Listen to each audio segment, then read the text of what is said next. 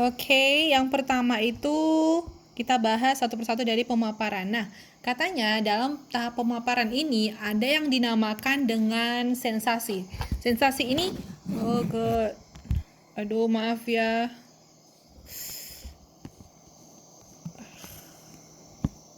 Ini saya lagi berjuang mendirikan kamera.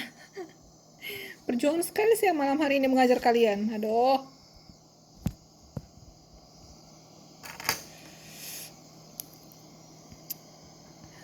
Oke, yang pertama katanya ada yang dinamakan dengan sensasi. Rasa stimulus yang datang pada suatu panca indera konsumen. Nah, selanjutnya di tahap pemaparan ini ada yang dinamakan dengan ambang absolut. Jumlah minimum intensitas atau energi stimulus yang diperlukan konsumen untuk merasakan sensasi. Nah, yang selanjutnya ada yang dinamakan dengan ambang berbeda. Oke, jadi dari pengertian ini kita buat contoh aja untuk dari kegiatan sehari-hari biar lebih gampang untuk memahaminya. Oke, Mas Endar hadir ya. Nah, jadi katanya ini ada sensasi yang menjadi stimulus terhadap panca indera kita sebagai konsumen. Contohnya nih, ada iklan Citra ya. Kalian mau iklan apa? Iklan Citra aja deh. Nah, ketika kita melihat iklan handbody Citra, di situ kita bisa merasakan sensasi. Kita tertarik terhadap iklannya. Terus kita sebagai konsumen menjadi ingin membeli atau memakai produk dan jasa yang kita lihat tadi di iklan. Nah, berarti dari sini sensasi yang diutarakan dari iklan tersebut, mereka sukses dalam memaparkan informasinya gitu. Karena konsumen bisa merasakan sensasi, karena konsumen bisa merasakan stimulus yang kita lihat dari indera penglihatan atau dari indera pendengaran gitu. Jadi dari salah satu panca indera konsumen itu kita merasakan stimulus berupa sensasi. Kalian biasanya kalau iklan itu suka memperhatikan iklan nggak? Iklan apa sih yang kalian suka? Iklan makanan, Bu. Oke, contohnya makanan tentang apa? Nah, pernah nggak kalian lihat iklan makanan terus dia memang bener-bener membuat kalian bisa jadi lapar? Jadi memang dari cara dia makan itu, mulai dari suaranya, mulai dari tampilan makanannya, itu benar-benar membuat penonton menjadi lapar. Padahal tadi baru aja makan. Pernah nggak kalian mengalami kayak gitu? Pernah, Bu. Pernah ya? Nah, KFC, berarti Bu. apa gimana KFC? KFC mah biasa. Kalau Goreng itu, Bu. ya, biasanya ini yang apa? Pas dingin tuh terus ada muncul iklan Indomie gitu kan, astaga gitu. Nah, pernah nggak kalian juga nonton iklan? Oh, contoh lain ada iklan makanan yang kalian nggak tertarik ngelihatnya. Ada ya? Jadi dia lagi iklan coklat kah? Pokoknya jajan-jajanan yang sebenarnya itu makanan juga, tapi kalian tidak tertarik. Pernah ya? Berarti di situ ketika tidak ada sensasi atau stimulus yang datang kepada konsumennya. Jadi di situ kalau misalkan iklan KFC tadi yang kayak dibilang masnya, terus buat dia lapar, berarti dalam proses pemaparan informasinya itu sukses dilakukan lewat iklan tersebut. Nah, itu yang dari sensasi. Selanjutnya, ada yang dinamakan dengan ambang absolut. Jumlah minimum intensitas yang diperlukan konsumen untuk merasakan sensasi. Jadi, setiap individu itu berbeda-beda dari proses penerimaan sensasinya. Jadi bisa aja kalau untuk Mbak Eva dia ngerasa udah senang, udah dapat sensasinya dari iklan A. Terus di Mas Arianto nggak terlalu tertarik sama iklannya atau nggak terlalu tertarik sama informasi yang dipaparkan lewat iklannya gitu. Jadi setiap orang itu berbeda-beda karena setiap orang memiliki panca inderanya berbeda ya. Jadi sensasi yang diberikan juga berbeda. Itu yang dinamakan dengan ambang absolut. Nah, selanjutnya ada yang dinamakan dengan ambang berbeda. Jadi ambang berbeda ini dia membandingkan dua objek. Jadi objek A dan objek B. Jadi objek A ini seberapa besar sensasinya seseorang bisa mendapatkannya. Misalnya Mbak Eva ini ketika nonton iklan KFC tadi, terus seberapa besar Mbak Eva bisa merasakan sensasinya. Lalu objek kedua itu contohnya iklan Nutrisari. Nah, seberapa besar Mbak Eva bisa merasakan sensasinya. Lalu selisihnya berapa? Itu namanya perbedaannya. Jadi, kalau ambang berbeda ini hanya membandingkan keduanya. The differential threshold gitu. Ini sebenarnya termasuk jarang ya untuk kita pakai, cuman agar kalian tahu aja kalau setiap orang itu memiliki minimum intensitas untuk merasakan sensasi dan setiap individu itu berbeda-beda kondisinya.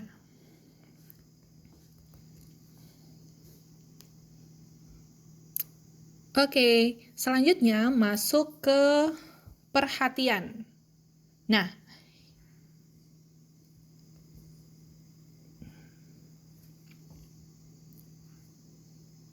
jadi kalau perhatian ini katanya tidak semua paparan tadi, informasi yang sudah dipaparkan tadi memperoleh perhatian dan berlanjut pengolahan stimulus. Dan selanjutnya keterbatasan sumber daya kognitif untuk mengolah semua informasi yang diterima. Dan yang terakhir, stimulus yang terseleksi akan diperhatikan dan diproses selanjut. Nah, di tahapan perhatian ini katanya tidak semua paparan informasi yang dipaparkan itu berlanjut ke pengolahan stimulus. Contohnya kayak gini, ketika kalian nonton iklan, misalnya nih, kalian suka nonton film apa? Film apa yang kalian sedang ikuti sekarang? Cinta Fitri. Cinta Fitri, Cinta Suci. Film apa sih? Clay, Bu. Clay. Ini ada iklannya nggak sih? Kita mau cerita tentang sinetron yang ada iklannya.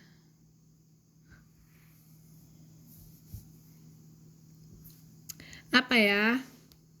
Oh, contohnya kalian lagi nonton film Korea deh. Siapa yang nonton film Korea? Saya. Judulnya apa, Mbak? Clay, Bu. Clay ya. Oke, jadi anggap aja Clay ini sinetron yang ada iklannya. Nah, pada saat iklan, biasanya kalau sinetron itu, film itu ada iklannya itu lebih banyak ya. Ada yang 6 atau sampai 10 iklan, benar nggak sih? Contohnya nih kalian lagi nonton TV, terus judul filmnya Clay, iklannya itu banyak banget.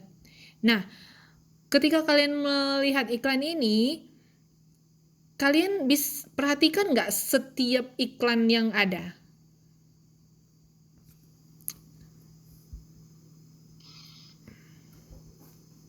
Nggak paham, Bu. Misalnya kalian tadi nonton film Clay, terus tadi ada iklannya ada 10. Kalau bisa ditanya lagi, kalian ingat nggak iklan apa aja tadi yang muncul waktu ini proses jeda filmnya? Bisa ingat nggak? Nggak, bisa jadi ingat, bisa jadi enggak. Secara umum, kalian ingat nggak iklan apa aja yang tadi muncul? Kalau saya sih nggak ingat. Saya nggak ingat iklan apa aja tadi. Soalnya banyak gitu kan. Tapi tadi saya matanya melotot sih. Nah, itu karena dia tidak masuk informasi tadi pas di iklan itu kan tidak masuk ke dalam proses tahap perhatian. Nah, di tahap perhatian ini tidak semua paparan memperoleh perhatian. Nah, berarti karena tadi kalian tidak memperhatikan iklannya, ya juga siapa kali yang mau perhatikan iklan? Kalian nggak kalian kalau nonton nggak perhatikan iklan kan, yang kalian tunggu-tunggu filmnya kan, iklannya cepatlah berlalu gitu.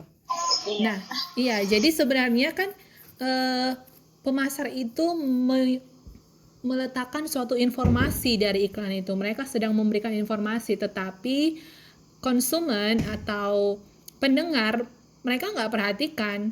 Jadi sebenarnya informasi yang diiklankan itu, yang disampaikan pemasar lewat iklan itu, mereka kan menyampaikan informasi tentang produk A, B, C, D, E, F, G gitu. Banyak lah iklannya. Ya mana lah tahu-tahu kita juga nggak peduli gitu kan. Yang mau ditunggu kan filmnya bukan iklannya. Nah, jadi di sini informasi yang diberikan lewat iklan tadi itu tidak semuanya masuk ke tahap perhatian. Jadi dia cuma numpang lalu aja gitu. Kita cuma melotot doang.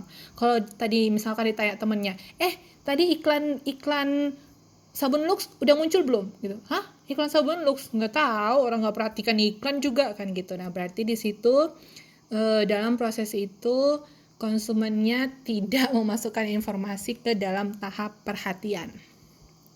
Nah, selanjutnya tahap perhatian ini katanya keterbatasan sumber daya kognitif untuk mengolah semua informasi yang diterima. Ini lebih ke kognitif, ini lebih ke kemampuan otak ya. Jadi contohnya nih,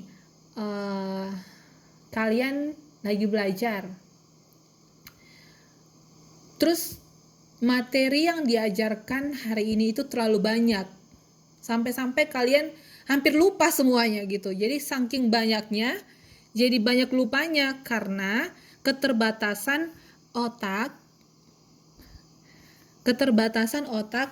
yang tidak bisa mengolah semua informasi yang diterima. Kalian pernah nggak kayak gitu, merasa capek masuk kelas, saking banyaknya informasi, banyaknya materi pelajaran yang diajarkan sama gurunya gitu, sampai kalian mumet loh, sampai hampir hilang semua, blank semua jadinya. Pernah nggak ngalamin kayak gitu? Biasanya nih kalau mata pelajaran hitung-hitungan biasanya Sering, Bu. sering. Kerjaan juga kadang sering gitu. Contohnya gimana kerjaan, Mbak? Soalnya ada pasien yang udah balik ke rumah sakit gitu, suruh itu kayak apa tuh bersihin ruang isolasi gitu. Lah kitanya sibuk, besoknya ditanyain sama cucanya gitu, udah dibersihin belum, udah disuntai belum lah, itu lupa, sering lupa karena banyaknya kerjaan. Iya, benar ya, benar Mbak Eva. Jadi sebenarnya informasi itu banyak sana, ini A B C, jadi semuanya kadang-kadang ada keterbatasan otak kita. Jadi setiap orang itu juga punya batas masing-masing. Nah, jadi ya ada orang yang perhatiannya itu terlalu tinggi, ada orang yang perhatiannya itu terlalu tajam. Nah, tapi beda-beda juga. Jadi di sini tidak semua orang bisa mengolah informasi yang diterima karena keterbatasan sumber daya otaknya atau sumber daya kognitifnya. Mas Muhammad Nur Hadi bilang kadang bikin sebel Bu iklannya. Bikin sebel sampai kadang-kadang kita tidur ya pas iklan. Terus nanti udah selesai iklan bangun lagi. Padahal Pernah aku kayak gitu. Gimana, Mbak? Aku itu pernah nunggu Bos Before Power dulu ya pas SMP. Lah terus nunggu iklannya lama gitu, sampai ketiduran, sampai ada tinju tuh, Bu. Iya, benar. Nggak tamat itu. Benar, karena sebenarnya Mbak Eva ini tidak terlalu tertarik sama informasi-informasi yang mereka mau sampaikan lewat iklan ya, karena kan intinya kita mau nonton, terus iklannya mereka kasih informasi produk A, B, C, aduh malah tidur.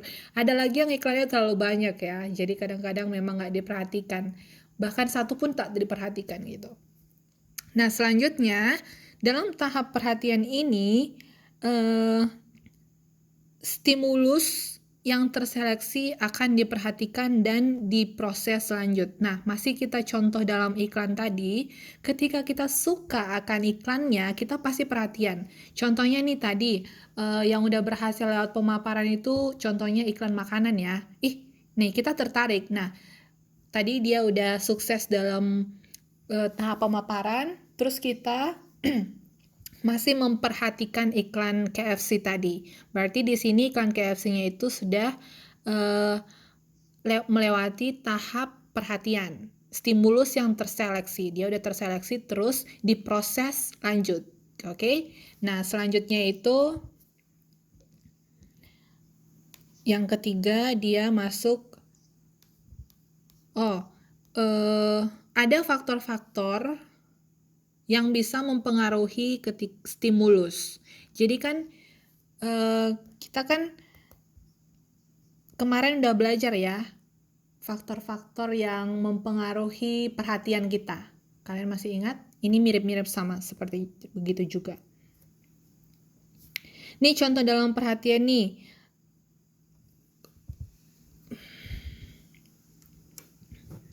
Faktor yang mempengaruhi perceptual selection. Katanya itu ada faktor pribadi.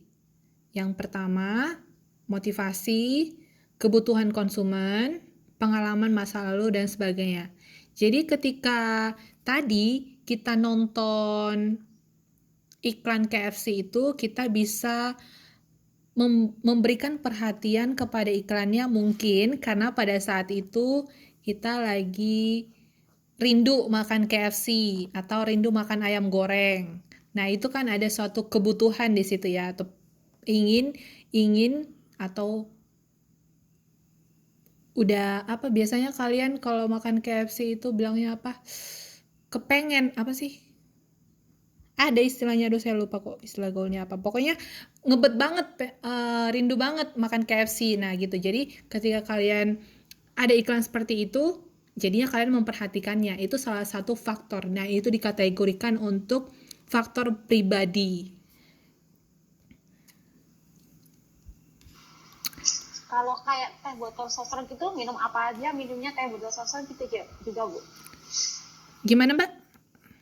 Kayak iklannya teh botol sosro, makan apa aja minumnya teh botol sosro gitu, yang sering diingat gitu ya, Bu, tentunya. Oh, itu nanti ada. Kalau yang itu dia udah lulus, dia udah masuk sampai ke tahap terakhir karena kalian udah bisa mengingatnya. Ya, jadi kalau ini kita masih tahap kedua ya. Yang itu nanti bisa. Nah, sekarang kita mau bahas karakteristik apa aja yang bisa membuat iklan itu menarik perhatian. Kan kita sekarang udah di tahap perhatian ya. Nah, jadi di sini kita mau bahas apa aja sih yang bisa dimanipulasi oleh pengiklan agar menarik perhatian. Karena kan kalau kalian bilang tadi kadang-kadang kalian malah tidur, kalian malah ninggalin pas iklan, terus datang lagi pas sudah main filmnya. Nah, jadi di sini katanya karakteristik stimulus ini dapat dikontrol dan dimanipulasi oleh pengiklan agar menarik perhatian, agar sukses untuk masuk dalam tahap perhatian. Jadi informasi yang pengiklan mau sampaikan dalam iklannya tadi itu bisa kalian perhatikan. Yang pertama, yang bisa dimanipulasi atau dikontrol itu, ini kemarin kita udah bahas bagian ukuran dari objek yang mau disampaikan, warnanya, intensitasnya, kontrasnya. Kemarin kita udah bahas nggak sih tentang gambar itu? Gambar yang mana yang membuat kalian lebih tertarik ketika apa tuh? Ketika dibagi brosur, terus ada bagi-bagi brosur nih. Yang pertama dia gambarnya kecil, terus warnanya hitam putih, kontrasnya pun nggak jelas, posisinya mereng kiri, mereng kanan. Kalian tertarik nggak melihat brosur itu? Entah apapun yang ditulis di situ kalian juga nggak bakal mau perhatikan kan? Misalnya saya kasih brosur deh sama kalian, kalian lihat aja apa sih gitu, nggak menarik perhatian gitu kan? Nah, contohnya ketika kalian dibagikan brosur. Nah, di brosur ini ada informasi tentang kosmetik terbaru. Kosmetik terbaru ini dia buatan Korea dan baru launching minggu kemarin.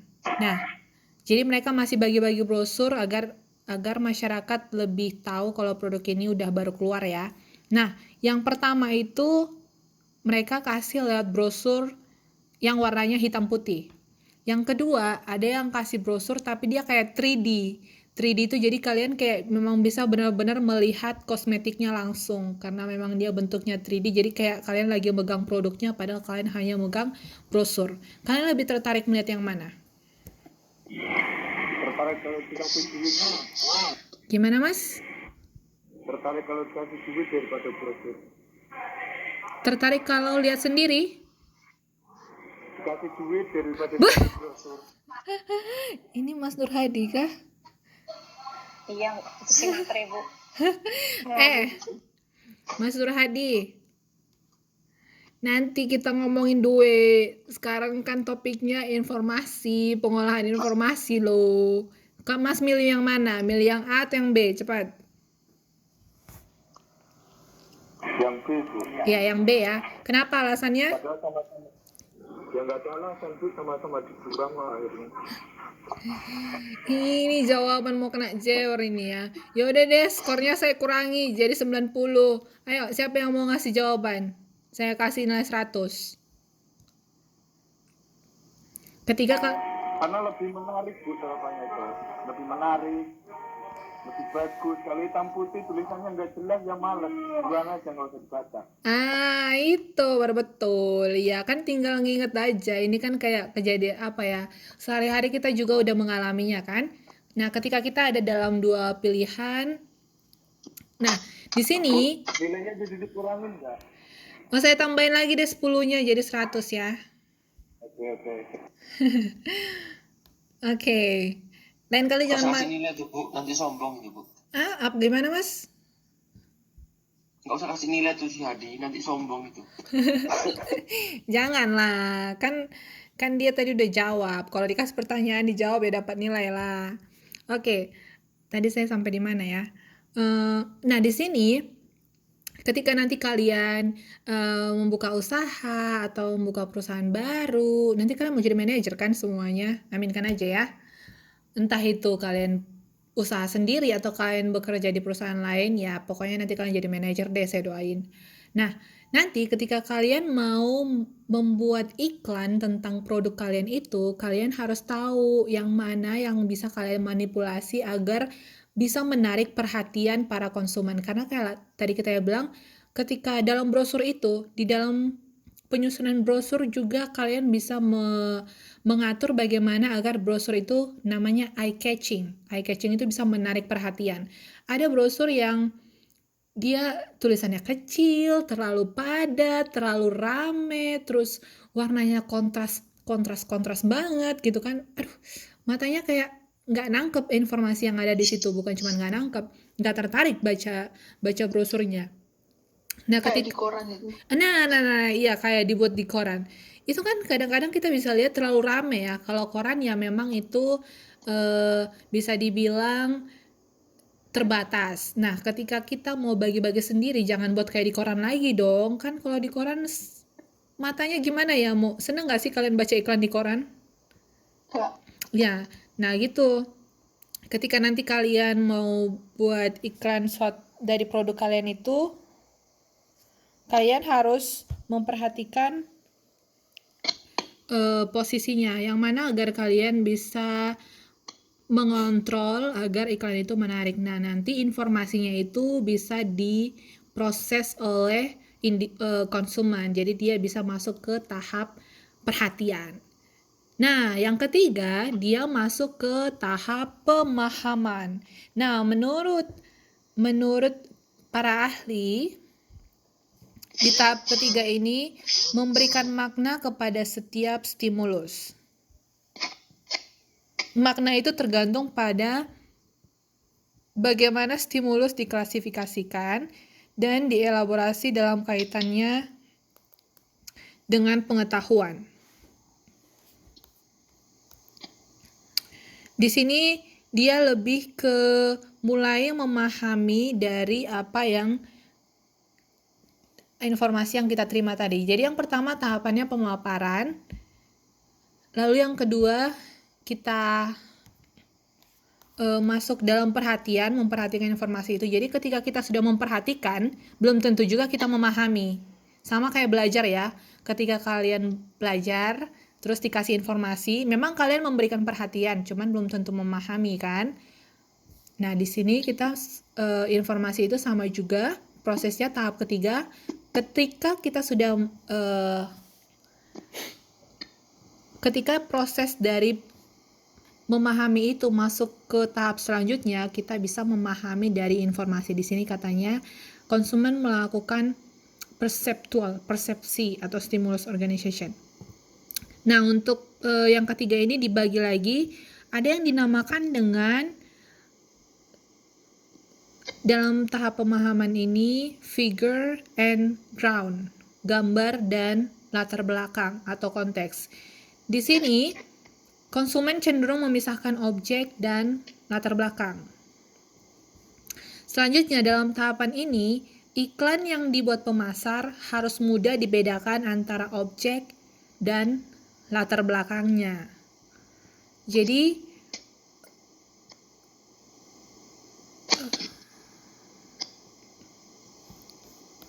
ketika kalian baca brosur, itu kalian harus di situ kan kalian mau buat iklannya lewat brosur, terus kalian mau membuat informasi tentang, contohnya kalian suka iklan apa ya, iklan citra.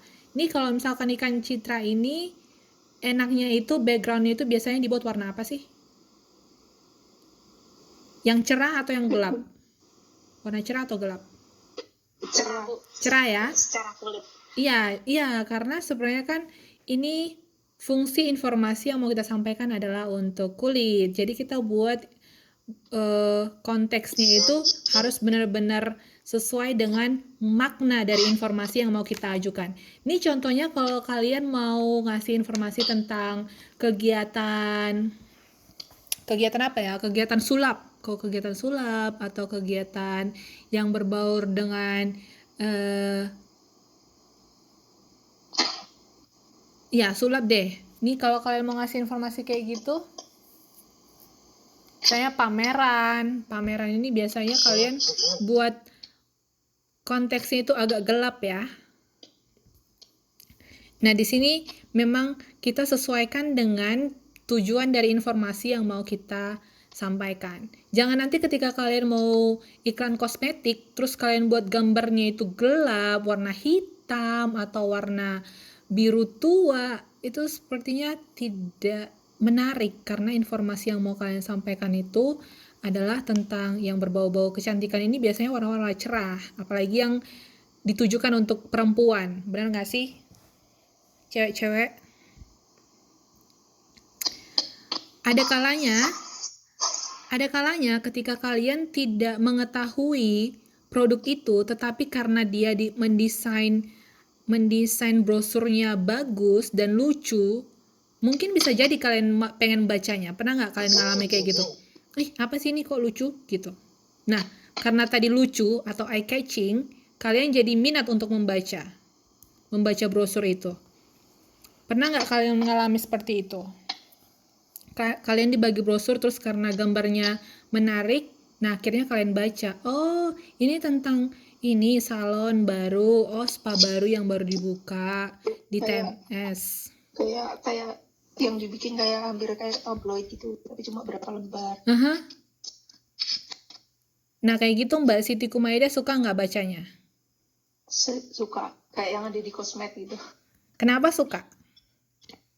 Ya karena apa yang kadang kan juga yang endorse kan kadang artis-artis itu kan. Oke.